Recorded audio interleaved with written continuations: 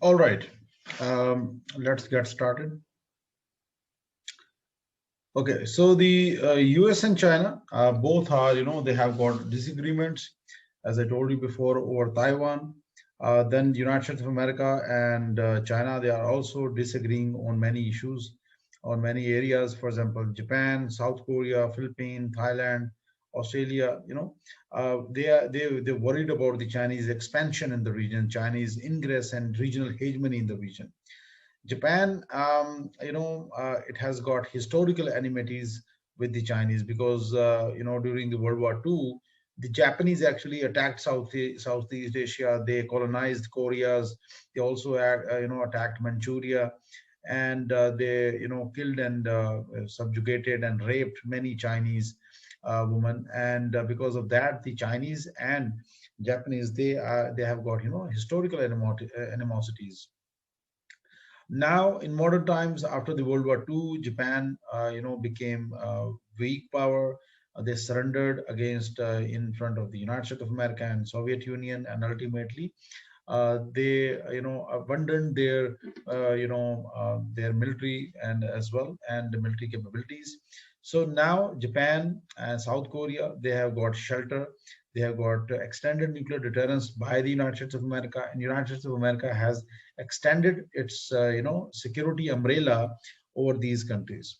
So because of that, now Japan in America is there in Japan in Okinawa.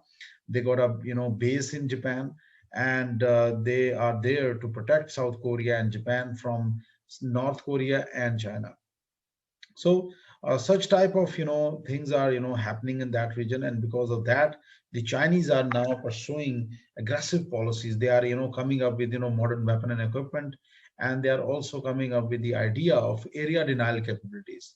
Now, what is area denial capabilities? Area denial capability means that you have to develop such a huge capability at sea, in air, and on land, that your enemy never try to sneak in your areas. So this is the idea behind that. The Chinese are now a dominant power in the region, and they are controlling things in this region. Other than that, Vietnam, which was enemy of the, you can say at some time, United States of America, and United States of America lost about 58,000 soldiers in Vietnam. And despite the fact that United States of America had bitter ties with Vietnam, today United States of America is ally of Vietnam, and against kiske hai? Against China. Why? Because the Chinese and Vietnam, they also got issues in South China Sea. Vietnam actually want, they request some control over certain areas in South China Sea, which Chinese don't accept. Chinese believe that whole South China Sea belongs to China. But Vietnam also claims certain areas which the Chinese don't like, and this is the reason that now Vietnam is in trying to improve their ties with the U.S. and European countries, just to counter China. Now, the U.S. and China, their bilateral relationship, it is also, especially in the field of economy, they are, deep-rooted. For example, in 1979, their trade was about $2 billion, and in modern times, it has crossed $600 billion mark. The U.S. has invested a lot of money in China, and China is a 400 billion market for the US firms when US services exports to China. So United States of America and China, they have got deep-rooted economic ties, and both countries are, dependent on each other. This is the reason that despite having so many issues, they never ever, try to, disrupt their economic trade with each other. Why? Because both are dependent on each other, and they have got billions of bilateral trade, which is going to definitely, which is going to impact on both states if they try to worsen their ties between each other. So China is a major US trading partner in services, for example. And of course, the Chinese, they are, they have invested a lot of money in, in America, and the Chinese servicemen, for example, their doctors, engineers, their entrepreneurs, they have invested a lot of money in in China. So that is something which both countries actually consider is good. If you analyze, the bilateral trade between both states, it is also there's trade deficit between both two countries. Especially the Chinese, their exports are more and imports are less from the United States of America, and the deficit is about 347 billion. So which is not good for the United States of America, of course. And this is the reason that the US believe that this relationship is unbalanced, unfair, and damaging to the US economy.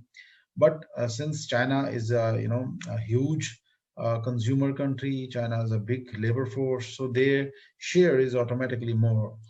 So the United States of America, they recently, when the Trump took over, he tried to balance these ties with the United States of America, and they put some tariffs on the Chinese goods. And these tariffs were not taken as good, and the Chinese, they reciprocated the same tariffs. For example, the US slapped tariffs of on 550 billion worth of Chinese products. So China in return has set tariffs on US 185 billion worth of US goods. तो US जो चीजें इनको export करता था उसके ऊपर China ने tariffs लगा दिए, which obviously which damaged the US economy as well. So both sides have also threatened qualitative measures that affect US business men operating in China, because the US have invested a lot of money in China. Many businessmen, many, you can say, huge MNCs, they are working in China. So Chinese threatened the US with more severe actions in future. So ultimately, both states, they decided that these type of things are not going to help, and ultimately both countries carried out a rapprochement in 2020, in which they decided they are going to roll back all the tariffs and expansion of trade purchases and renewed commitments on intellectual property, technology transfer, and currency practices. So both these things, all these things improved their ties with each other.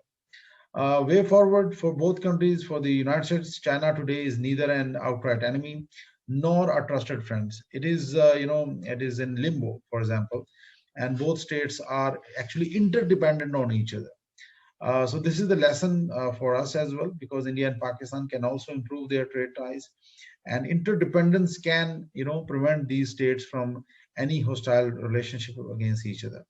So both countries are, trying to, live with it, and they are, they are not worsening their ties, and they have realized that,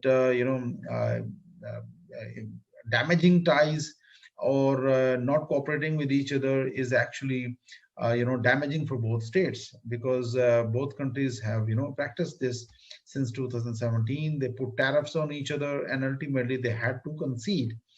Other than that, the United States of America's foreign policy and defense policy in Afghanistan, in Iraq, in Syria, in Iran, and in many other parts of the world is subservient now, has failed serious setbacks because of China Russia rapprochement, and both these states now, they are working together against the Americans.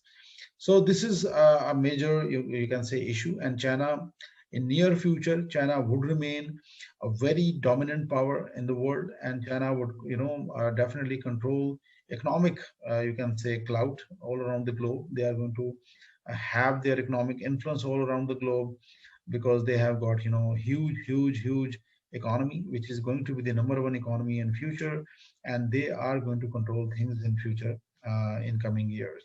They are a political power, they are economic power, and they are a strategic power. And with huge clout, and at regional and global level, China will be the dominant power in coming years. All right. Thank you very much, guys. This is all from my side. If you got any question now, you can ask.